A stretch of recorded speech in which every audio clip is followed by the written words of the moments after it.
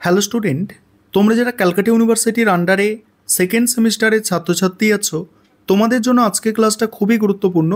আজকে ক্লাসে তোমাদের ইএনভিএস অর্থাৎ পরিবেশবিদ্যা সাবজেক্টের 4 নম্বর ইউনিট থেকে সাজেশান এবং এই সাজেশানের উত্তর নিয়ে আলোচনা করব। অর্থাৎ 5 নম্বর প্রশ্নের সাজেশান এবং এই সাজেশানের উত্তর নিয়ে আজকে ক্লাসে আলোচনা করতে চলেছি। আগে তোমরা 4 নম্বর ইউনিট থেকে 5 নম্বর প্রশ্নের সাজেশানটা বুঝে নাও। দেখো, এখানে কিন্তু খুব বেশি প্রশ্ন আমি রাখিনি, তবে এর থেকে কম প্রশ্ন করলে তোমাদের সমস্যা হতে পারে। যেমন প্রথম প্রশ্ন আছে দুর্যোগ বিপর্যয়ের মধ্যে পার্থক্য। প্রশ্নের উত্তর তোমরা পেয়ে যাবে আজকে ক্লাসে। দুর্যোগ ব্যবস্থাপনা সম্পর্কে আলোচনা করো।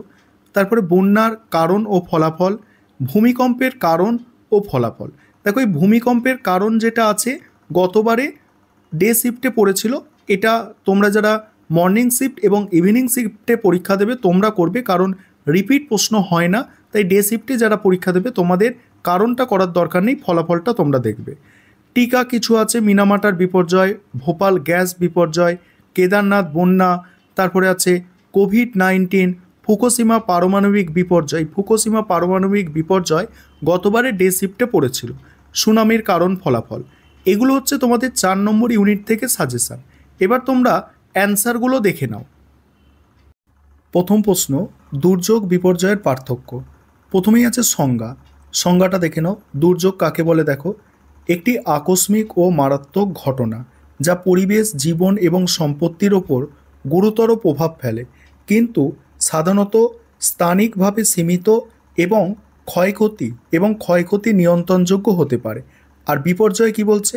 বিপর্যয় হচ্ছে এটি এমন একটি বিশাল আকারের দুর্যোগ যা কোনো অঞ্চলের পরিবেশ, সমাজ ও অর্থনীতিকে সম্পূর্ণরূপে ধ্বংস করে দেয় এবং যার মোকাবিলা করার জন্য স্থানীয় বা এমনকি জাতীয় সম্পদও অপর্যাপ্ত হয়। পরের পয়েন্ট হচ্ছে আকার ও পরিধি তুলনামূলকভাবে ছোট বা মাঝারি আকারের এবং একটি নির্দিষ্ট ভৌগোলিক এলাকায় সীমাবদ্ধ। একটি বিশাল আকারের এবং বৃহত্তর অঞ্চল বা একাধিক দেশকে প্রভাবিত করতে পারে। তারপরে আছে দেখো তীব্রতা, ক্ষতির তীব্রতা। পরিবেশগত ক্ষতি, জীবনহানি এবং সম্পত্তির ক্ষতি গুরুতর হলেও তা সহনীয় সীমার মধ্যে থাকে। আর এদিকে পরিবেশগত ধ্বংস, জীবনহানি এবং অর্থনৈতিক ক্ষতি চরম ও অপূরণীয় হতে পারে, যা সামগ্রিক পরিবেশগত ভারসাম্যকে নষ্ট করে দেয়। তারপরে কি বলা হচ্ছে দেখো, তারপর হচ্ছে পরিচালনা ও সাড়াদান। স্থানীয় প্রশাসন এবং জাতীয় সংস্থার ব্যবহার করে এর দ্রুত মোকাবিলা করা যেতে পারে। এর মোকাবিলা করার জন্য ব্যাপক বহিরাগত সহায়তা, আন্তর্জাতিক হস্তক্ষেপ এবং দীর্ঘমেয়াদী পুনর্বাসনের প্রয়োজন হয়। উদাহরণ, একটি স্থানীয় বন্যা, একটি সাধারণ ভূমিকম্প, একটি ছোট ঘূর্ণিঝড়। এদিকে হচ্ছে সুনামি, চেরনোবিলের মতো পারমাণবিক দুর্ঘটনা, একটি ব্যাপক আকারের খরা যা খাদ্য সংকট সৃষ্টি করে। তারপরে কি বলা হচ্ছে দেখো, পরিবেশগত প্রভাব সাধারণত স্থানীয় ইকোসিস্টেমের ওপর তাৎক্ষণিক প্রভাব ফেলে, যা সময়ের সাথে সাথে পুনরুদ্ধার করা যেতে পারে। আর এটি বৃহত্তর পরিবেশগত কাঠামো যেমন জলবায়ু, জীববৈচিত্র্য এবং পুরো ইকোসিস্টেমের উপর দীর্ঘমেয়াদী ও মৌলিক পরিবর্তন আনতে পারে।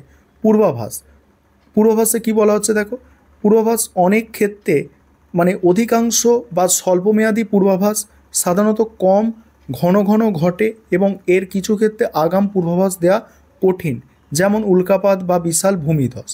পুনরুদ্ধার অপেক্ষাকৃত স্বল্প সময়ের মধ্যে স্থানীয় সংস্থা ও প্রচেষ্টার মাধ্যমে স্বাভাবিক অবস্থায় ফেরা সম্ভব। এদিকে হচ্ছে পরিবেশ ও সমাজকে স্বাভাবিক অবস্থায় ফিরিয়ে আনতে দীর্ঘ সময় এবং বিশাল আর্থিক বিনিয়োগের প্রয়োজন হয়। এবার পরের প্রশ্ন উত্তরগুলো দেখো। পরের প্রশ্ন দেখো, দুর্যোগ ব্যবস্থাপনা সম্পর্কে আলোচনা করো। দুর্যোগ ব্যবস্থাপনা হলো দুর্যোগের ঝুঁকি হ্রাস করা, দুর্যোগের জন্য প্রস্তুতি নেওয়া, দুর্যোগের সময় সাড়া দেওয়া এবং দুর্যোগ পরবর্তী পুনরুদ্ধার প্রক্রিয়ার একটি সামগ্রিক পদ্ধতি। এই প্রশ্নের উত্তরটা তোমরা দেখে নাও, আমি স্ক্রল করে যাচ্ছি। এবং তারপরে দেখো বন্যার কারণ ও ফলাফল। প্রথমে বন্যার কারণ আলোচনা করা হয়েছে, যেমন বন্যা একটি প্রাকৃতিক বিপর্যয় যা বিভিন্ন কারণে ঘটতে পারে।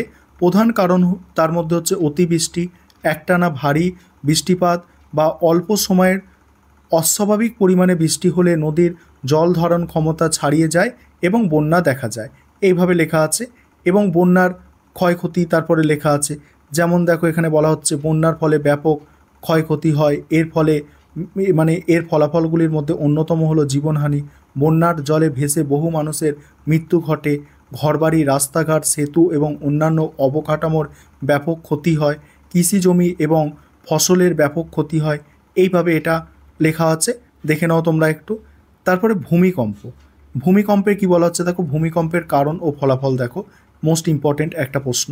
ভূমিকম্পের কারণ ও ফলাফল দেখো, এখানে ভূমিকম্পের কারণ প্রথমে আছে, তারপরেই আছে দেখো ভূমিকম্পের কারণ এবং ভূমিকম্পের তারপর ফলাফল। আমি স্ক্রল করে যাচ্ছি, তোমরা দেখে নাও। এবং আরেকটা বিষয় তোমাদের এখানে বলি, তোমাদের জন্য স্টাডি মেটেরিয়াল তৈরি আছে, তোমরা চাইলে স্টাডি মেটেরিয়াল পারচেস করতে পারো। এবার দেখো টিকা কিছু ছিল। মিনামাটার বিপর্যয় দেখো, মিনামাটার বিপর্যয় আছে, মিনামাটার বিপর্যয় দেখে নাও তোমরা, অ্যান্সারটা দেখো মিনামাটার বিপর্যয়।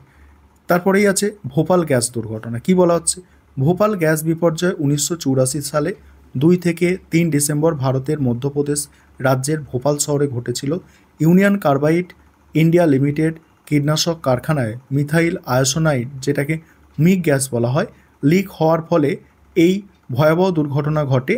রাতের অন্ধকারে বিষাক্ত গ্যাস ছড়িয়ে পড়লে হাজার হাজার মানুষ ঘুমন্ত অবস্থায় মারা যায় এবং লক্ষ লক্ষ মানুষের শ্বাসকষ্ট এবং অন্যান্য মারাত্মক স্বাস্থ্য সমস্যায় আক্রান্ত হয়।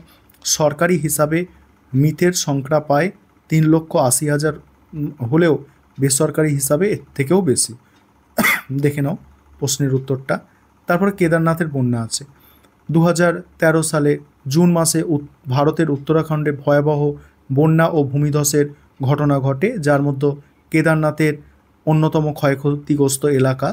16 এবং 17 জুন তারিখে প্রবল বৃষ্টিপাত এবং মেঘভাঙা বন্যার কারণে, এটা মেঘভাঙা বৃষ্টি হবে, বৃষ্টির কারণে মন্দারকিনী নদীর জলস্তর অস্বাভাবিকভাবে বৃদ্ধি পায়। এর ফলে কেদারনাথ মন্দির এবং সংলগ্ন এলাকা সম্পূর্ণভাবে বিধ্বস্ত হয়।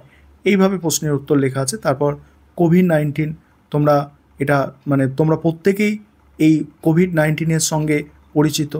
আমাদের জনজীবন একেবারে স্তব্ধ হয়ে গিয়েছিল, ঠিক আছে, এই কোভিড-19-এর ফলে। এটাও তোমাদের একটু দেখে যাওয়া দরকার আছে, কারণ একটা মোস্ট ইম্পর্ট্যান্ট জিনিস এবং কয়েক বছর যেহেতু হয়ে গিয়েছে, ওটা পরীক্ষায় দিলেও দিতে পারে। ফুকুশিমা পারমাণবিক বিপর্যয়, অ্যান্সারটা দেখো। আর তারপরে আছে সুনামির কারণ ও ফলাফল। তোমরা যারা স্টাডি মেটেরিয়াল অর্থাৎ পিডিএফ নোটস কিনতে চাইছো, স্ক্রিনে দেওয়া নম্বরে যোগাযোগ করে তোমরা পিডিএফ নোট পারচেস করতে পারো।